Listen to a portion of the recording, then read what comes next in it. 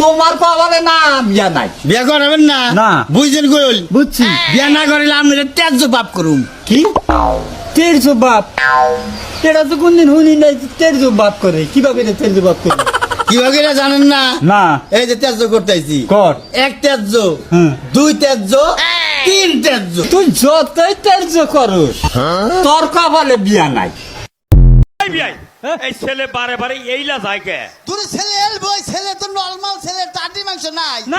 ছেলে হলি বিমানের ড্রাইভার তুমি বিমানের ড্রাইভার?